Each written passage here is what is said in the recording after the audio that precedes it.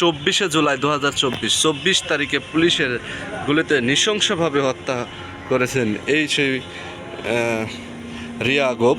আমরা নিউজে টিভিতে দেখেছি, কিন্তু আজকে সরাসরি সন্ধানে আসছি যে রিয়া গোপের সমাধি কোথায়। সেই সমাধি নারায়ণগঞ্জ সিটি যেই কবরস্থান আছে, সিটি শ্মশান আছে, সেই শ্মশানে আমরা জানতে পেরেছি যে তাকে সেখানে কবর বা মাটি দেখাবো। একই স্থানে মুসলিমদের কবর একই জায়গায়, মানে পাশাপাশি, মানে একই, মানে এল যেমন থাকে এইরকম জায়গায় খ্রিস্টানদের কবরস্থান, আবার তার পাশেই হিন্দুদের শ্মশান।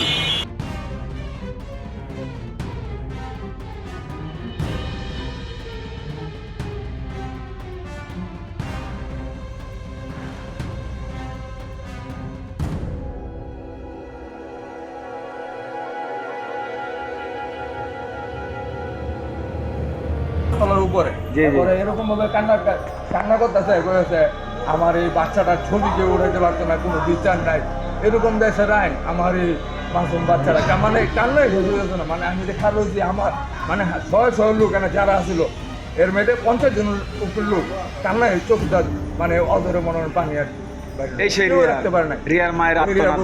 মানে এত কান্না করছে যা বলার। লেখা আছে SM মিজানুর হক, অর্থাৎ মুসলিমদের একটা কবর। কিন্তু এই যে আমি যদি ভুল না করি তাহলে এটাই সেই আল, মানে একই পার্শ্ববর্তী আছে খ্রিস্টীয় কবরস্থান। একটা ভাইকে দেখতেছি যিনি একটা নতুন কবর দেখা যাচ্ছে, যেটা হচ্ছে খ্রিস্টীয় কবরস্থান। সেই কবরস্থান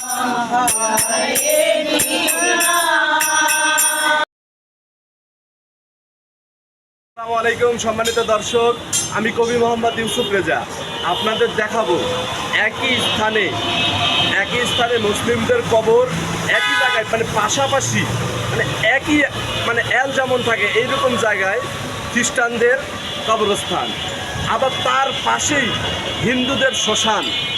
আমি আপনাদের দেখাবো পুরো ভিডিওতে, ততক্ষণ আমাদের সাথেই থাকেন আর ভিডিওটি দেখতে থাকেন। এটা হচ্ছে মুসলিমদের কবরস্থান। এই যে একটু এটা ভিতরের দিকে যে মুসলিমদের কবরস্থান, একই গেট, ভিতর দিয়ে কিন্তু যাওয়া যায়।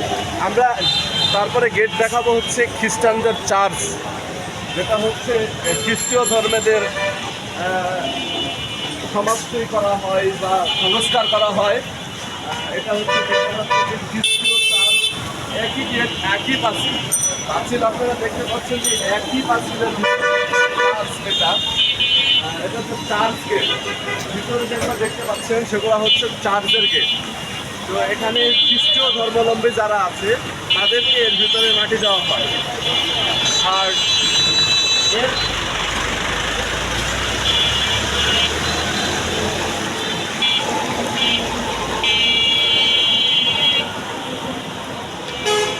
এর পাশেই আছে, এই খ্রিস্টীয় চার্চের পাশেই আছে, পাশেরই গেট, ভিতর দিয়ে কিন্তু খোলা, কিন্তু গেট রাখা হয়েছে। পাশেই আছে সেই মহাশ্মশান, যা ইতিহাসের 3য়তম শ্মশান। মানে প্রত্যেকটা দিন 15 থেকে 20 জন, 30 জন, 40 জনের সংস্কার করা হয়। সেই মতন একটা শ্মশান আপনাদের দেখাবো। ভিতরে এখনও যারা হিন্দু ধর্মাবলম্বী আছে তাদের সংস্কারের কাজ চলতেছে, এখনও আছে। আপনাদের দেখাবো সেই স্থান, ততক্ষণ আমাদের সাথেই থাকুন, ভিডিওতে দেখতে পাচ্ছি।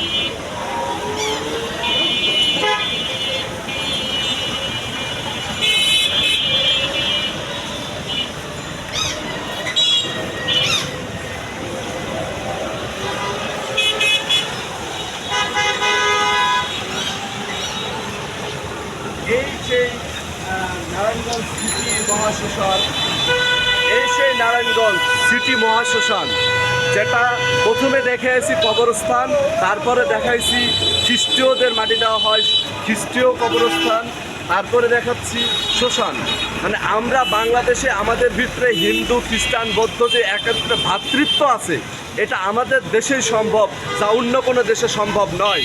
আমরা হিন্দু খ্রিস্টান বৌদ্ধ মিলেমিশে থাকি এবং আমাদের শেষ ঠিকানা যেটাকে বলা হয় কবরস্থান অথবা শ্মশান, শেষ ঠিকানাও কিন্তু একই জায়গায় একই স্থানে। এটাকেই বলে বাংলাদেশ এবং সৌন্দর্যময়। আমরা পুরোটাই দেখাবো ভিডিওতে, ততক্ষণ ভিডিওটি দেখতে থাকি।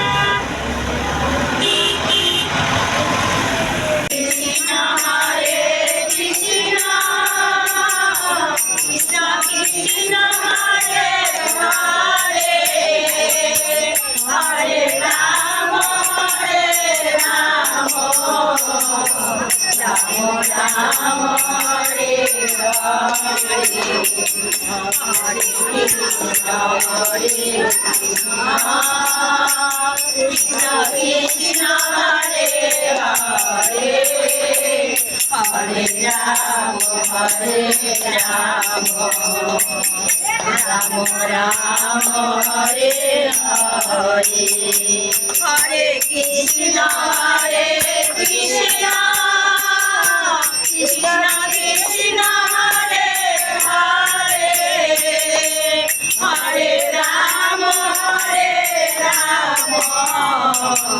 Rama Rama, Hare Hare, Hare Krishna, Hare Krishna, Krishna Krishna, Hare Hare, Hare Rama, Hare Rama.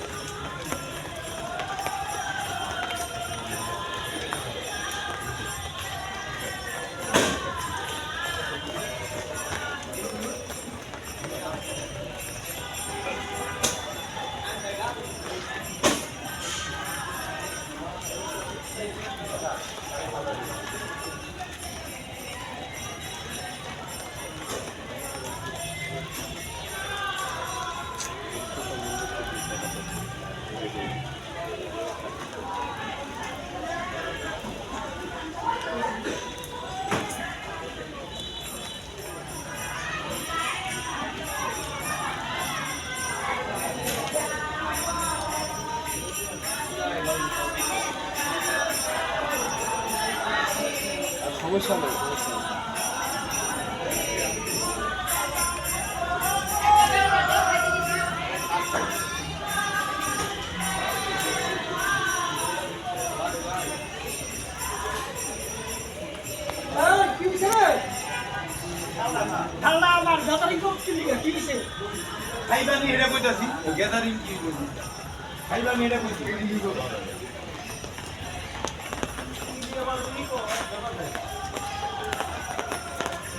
আচ্ছা ভাই, এটা কি প্রতিমা? এটা শনি, যে শনি আমরা দেখে আসি বিভিন্ন সিরিয়াল নাটকে, সে শনি, শনিদেব শনিদেব। তার শনিদেব ছেলে না মেয়ে? মা কোন মেয়ে? ছেলে। ছেলে না? ছেলে। আচ্ছা আচ্ছা আচ্ছা, শনিদেব। আপনিও কি জানেন এটা শনিদেব? তাই শনিদেবী। আচ্ছা আচ্ছা, দেখ এই শনিদেব আমি কাছ থেকে দেখলাম। না সমস্যা নাই। আপনার যেহেতু এখানে স্থানীয় ভাষা, তো সেক্ষেত্রে আপনি যদি এই শ্মশান সম্পর্কে কিছু বলেন, মানে আপনাদের অভিজ্ঞতা আছে, যেমন এই শ্মশানটা কতদিন আগে, এই শ্মশানে অলৌকিক কিছু ঘটে কিনা, ভৌতিক এক্সপিরিয়েন্স। আমি রাস্তা দিয়ে আসলাম, একটা লোক বলল, মানে উনি শুনেছে হচ্ছে ভৌতিক স্টুডিওতে যে অনেক রাত করে মানুষ গেলে কুকুর বলে পিছনে ধরে, এরকম কিছু ঘটনা শুনেছে। আজও কি এইগুলো ঘটনা ঘটে? আমরা পর্যন্ত এই শ্মশানের মধ্যে আমরা জ্ঞান হওয়ার পর থেকে মানে আমরা রাত্রেও শ্মশানে যেতে পারি, আমাদের রাত্রে অনুষ্ঠান হয়। কিন্তু আমরা এটুকুনি নেই। আর কিছু কিছু লোক আছে, মানে অনেক মানুষের শ্মশানের বাকি থাকে, যে শ্মশানে পড়ে মানুষ অনেক কিছু ভয় পায়। আসলে কিছু না, এটা আমাদের ভগবানের স্থান। আমরা বললে এটা সেই স্থান, আমাদের বাসায় ঠিক আছে। যেহেতু আমরা বললে এটা আমার শেষ স্থান। এখানে আমরা আজ পর্যন্ত কিছু দেখি নেই। যে বলছে ও কোনো সংস্কৃতি মানুষের বদলার ভাগি হতে চায়। সেজন্য মারা গেছে উনি কি হয়? ছোট ভাইয়ের ওয়াইফ, ছোট ভাই রয়েছে। ছোট ভাইয়ের সম্মানিত দর্শক, আপনারা শুনলেন যে ভাই এখানে ওনার ভাসুর হয়। জাস্ট আমরা উদ্ভাসন করার চেষ্টা করছিলাম যে আসলেই এই বাজারে এই শ্মশানে যে অলৌকিক কিছু ঘটে থাকে কিনা, এটা উদ্ভাসন করার চেষ্টা করছিলাম। আমি আপনাদের আরও জানাবো, ততক্ষণ আমাদের সাথেই থাকেন। সম্মানিত দর্শক, আমি সেই শ্মশান দেখাবো। মানে এখন রাত হয়ে গেছে, তারপরেও আমি আপনাদের আমার গা একদম ঝিমঝিম করছে। দেখেন যে এখানে ফুল দেওয়া আছে, জানি না আমার সাথে এখানে অলৌকিক কিছু হবে আদৌ নাকি। এটা হচ্ছে সব পুরনো কবর, যা 500 বছরের ঐতিহ্য, যা প্রায় 500 বছর ধরে দেখতে পাচ্ছেন যে এই পাশটাতে কবরস্থান বা মহাশ্মশান। সেই মহাশ্মশানের ভিডিও ধারণ করে আপনাদেরকে দেখাবো। শেষ পর্যন্ত আমাদের এই ভিডিওটা দেখতেই থাকুন। দেখেন এনে জন্ম এবং মৃত্যু সাল দেওয়া আছে। যদিও রাত হয়ে গেল অনেক। শ্মশান, এই সেই মহাশ্মশান, রাত্রে আপনাদের দেখাচ্ছি। আমাকে এখানে ভয় লাগছে, তারপরেও আপনাদের শেষটা দেখাবো, ততক্ষণ আমাদের ভিডিওটা দেখতেই থাকুন। আমি আপনাদের দেখাবো যে এখানে মাসুম বাচ্চারও সংস্কার করা আছে, যে এই সেই ছোট বাচ্চা। তার চেহারা একদম নিষ্পাপ চেহারা, আমাদের মানে চোখের পানি আমরা তার ধরে রাখতে পারি না। বিশ্বাস করেন আর না করেন আর কি, মানুষ হিসাবে আমরা ওইটা বলতেছি। এটা আমার সন্তান, তো আমি এটা আমার নিজের সন্তানের মতো মনে করে আমি তার প্রতি একটা সহানুভূতি দেখাইলে আমার কান্না চলে আসে যে আমার সন্তান যদি এরকম হইতো, আমি তো এরকম এই পরিস্থিতিতে পড়তাম। ওরা তো জুলাই যোদ্ধা না, এই 24-এ। শহীদ যে সম্মানিত দর্শক দেখছেন, একটা ছোট বাচ্চা, হিন্দু বাচ্চা শহীদ হয়ে গেছে। তার সংস্কার এখানে করা হয়েছে। এটা তার কবর, এটা হচ্ছে ওনার কবর। আর এটা সেই মহাশ্মশানের এক সাইডে বাচ্চার কবর দেওয়া হয়েছে, আপনাদের দেখালাম। এখানে একটা সমাধি করা হোক, স্মৃতিসৌধ এখানে এখানে একটা সমাধি করা হলে যাতে সবাই জানলো দেখলো চিনতে পারে যে একটা বাচ্চা গুলি খাইছে, অত্যাচারী শিকার হয়েছে, সবার তার প্রতি একটা শ্রদ্ধা থাকে। আচ্ছা আচ্ছা, গোলাম রাব্বি। এই যে শিশুটি, এই যে 24শে জুলাই, দর্শক, এই যে রিয়া যে ছবিটা দেখতে পাচ্ছেন, এটা হচ্ছে ছোট বাচ্চা যিনি 24-এর জুলাই বিপ্লব আন্দোলনে যে গুলি খেয়েছে, যে শহীদ হয়েছে, সেই বাচ্চার সমাধি এখানে করা আছে। যে রিয়া, তিনি হচ্ছে ধর্মে সে হিন্দু, তাকে এখানে সমাধি, তার এটা এখানে সমাধি করা হয়েছে। তো এই বাচ্চাটাকে কিন্তু আমরা অনেকেই চিনি, যিনি জানলার পাশে দাঁড়িয়ে গুলি খেয়েছে, নিউজ দেখেছে আমরা। তো এই নিউজটা দেখেছি, কিন্তু আমরা কিন্তু জানি না যে তার কোথায় সমাধি করা হয়েছে। সেটা সেই মহাশ্মশান নারায়ণগঞ্জের পাশে। আচ্ছা দাদা, এই যে আপনার পাশে একটা শিশু দেখতে পাচ্ছি, শিশু রিয়া। আচ্ছা, এই শিশু রিয়া কিভাবে হত্যা হয়েছে, বা কে বা কারা হত্যা করলো, এই বিষয়ে? জি জি জি সেই সময় এই বাচ্চাটা আছে গুলি খাওয়া, জি জি গুলি লাগা অবস্থায়, যে সময় দেশে আন্দোলন চলতেছিল সেই সময় সেই সময় তিনি গুলি খেয়েছেন। গুলি খেয়ে মারা গেছে, ঘটনাস্থলে মারা গেছে না পরে মারা গেছে? হাসপাতালে নিয়ে গেছেন, হাসপাতাল থেকে নিয়ে আসছে।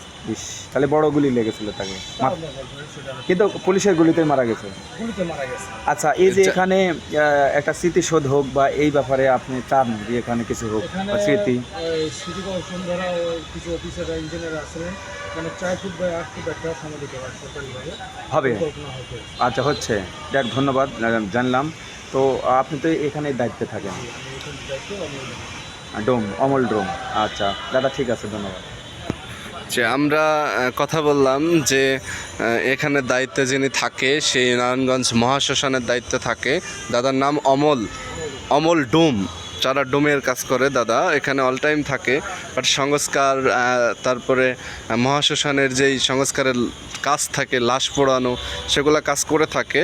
আর এই মহাশ্মশানের সামনেই এই জুলাই যোদ্ধা বলতে পারেন, যিনি জানালার পাশে ছিল, তাকে গুলি করে মারা হয়েছে, সেই রিয়া গোপ, সে রিয়া ছোট বাচ্চা, যার চাইতে ছোট বাচ্চা এখন পর্যন্ত জুলাই যোদ্ধা হিসাবে আহত হয়নি, এর চাইতে কোনো ছোট বাচ্চা এই 24-এর গণঅভ্যুত্থানে মারা যায়নি, যার চাইতে সবচাইতে ছোট বয়স তার মাখেন মৃত্যু তারিখ 24শে জুলাই 2024, মানে জুলাই মাসের 24 তারিখেই তিনি মারা গিয়েছে। এটা অনেক হৃদয় বিদায়ক। তার সমাধি এখানে করে দেওয়ার আশ্বস্ত দিয়েছে নারায়ণগঞ্জ সিটি কর্পোরেশন। ধন্যবাদ সকলকে। জি, আসলে এটা কিভাবে নিচ্ছেন আপনি? কীভাবে নিচ্ছে এটা হয়তো বা পরিস্থিতি শিকার, ওরকম দেশের ভিতরে বিশৃঙ্খলা পরিস্থিতিকে বিদায় তো বেশি ছোটা এরকম হয়েছে। জি জি ওগুলোর জন্য যারা যারা দায়ী তারাই তো মেনলি নাকি। জি জি। এটাই ভাই, আর কিছু তাহলে তার হত্যার বিচার কি আপনি চান? অবশ্যই অবশ্যই চাই, যাবো না কেন। এরকম শুধু সাধারণ একটি শিশু না, এরকম হাজারো শিশু হত্যা হয়েছে। নারায়ণগঞ্জে আমাদের 3-4টে শিশু হত্যা হয়েছে। এভাবে হত্যা হয়েছে। বিভিন্ন জায়গায় আমরা তো খুব কত গণমাধ্যমে মাইল দেখছি খালি হয়েছে এটা তো আর আমরা বলতে অনেক পারবো শিশু না। হত্যা আমার হয়েছে। চোখে এই যে একজন, আমাদের স্টুডেন্ট ভাইরা হত্যা হয়েছে, আমাদের মা বোনেরা হত্যা হয়েছে, আমাদের বোনেরা হত্যা হয়েছে না, অনেক গুম করে ফেলাইছে। আমরা চাই এটা সঠিক। সে কিভাবে আহত হলেন বা এই যে তার মা সম্বন্ধে একটু বলেন তো, কি যেন বলতে চাইলেন? আর মা বাচ্চাটার মা এরকম ভাবে কান্না করতেছে, পাঁচতলায় খেলতেছে, খেলার মাঝখানে মনে করেন ঠাস করে খুলে লেগেছে, এমনি মাটিতে পড়ে গেল না, পাঁচতলার উপরে। তারপরে এরকম ভাবে কান্না করতেছে, করেছে আমার এই বাচ্চাটার ছবি কেউ উঠাইতে পারতো না, কোনো বিচার নাই, এরকম দেশের আইন, আমার এই মাসুম বাচ্চারা মানে কান্নাই শেষ হয়ে যাচ্ছে না। মানে আমি দেখা রয়েছি আমার মানে 100 লোক এখানে যারা আসছিল, এর মেয়েটে 50 জনের উপর লোক কান্নায় চোখ মানে অজরে মনে পানি আর এই সেই কেউ রাখতে পারে না। রিয়ার মায়ের আত্মনাদ মানে এত কান্না করছে যা বলার বাইরে, মানে কেউ ছবি উঠাইবো না, কোনো বিচার হবো না দেশে, মানে এরকম অভিজ্ঞতা আছে। আর ওই টাইমে মানুষজন সবাই টাকা আসছিলেন না, ওই যে একটা বাচ্চা মেয়ে মারা গেছিল। যাই হোক, আপনি বলেন এই বাচ্চা মেয়েটা লেগে ভাই খুব আসছে, তাহলে 5 তলার উপর তিনি খেলাধুলা করতেছিল, রিয়া খেলাধুলা করেছিল, ওই সময় গুলি করেছে। ওই টাইমে গুলিটা লাগছে, আমি ওই টাইমে ছিলাম। এই যে ওরা ওই যে বাচ্চাটাতে গুলি লাগছিল, মার গেলে। আচ্ছা দাদা, ওই বাচ্চাটার বাসা কোন জায়গায় এখানে? বাসা হয়েছে গুলশানের পাশে, এই রিটু প্লাজার, আমরা যেটা শুনছি। আর এমনি পেপারে তো আইছে, পেপারে অনেক সবার আইছে, রিটু প্লাজারের নাম গুলশানের পাশে, 5 তলা। আমরা যতটুকু জেনেছি শেখ হাসিনা যদি ফাঁসি হয় কিন্তু এই শিশুর জন্য হবে। কিন্তু বাচ্চাটার মা এরকম ভাবে কান্নাকাটি করছে বলার বাইরে ভাই, করেছে দেশে বিচার নাই, কেউ ছবি উঠায়া কোনো কিছু কইব না। কি অবস্থা আমাদের দেশের আইন, ঠিক আছে, খালি কইতাছে আর কানতাছে ভাই, এরকম ভাবে কান্না সুন্দর না মানুষগুলা। সম্মানিত দর্শক, এই যেই রাত হয়ে গিয়েছে কবরস্থানে, তো মানে আমরা আপনাদের এটাই বোঝানোর জন্য বলতেছি বা দেখাচ্ছি যে রাত, তবুও কিন্তু আমরা কখনো কবরস্থানকে ভয় পাই, কেমন আতঙ্ক সৃষ্টি হয়।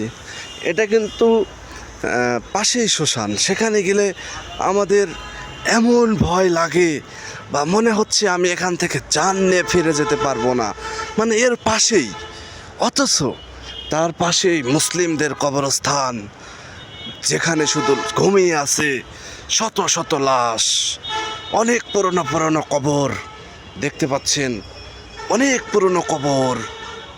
সেই কবরের ভিতর দিয়ে সেই রাস্তা চলে গেছে, আমরা সেই রাস্তা দিয়ে যাচ্ছি। আপনাদের দেখাবো যে আমাদের বাংলাদেশে একই স্থানে কিভাবে মুসলিমদের কবর, পাশেই খ্রিস্টানদের চার্চ, খ্রিস্টানদের কবর এবং মহাশ্মশান।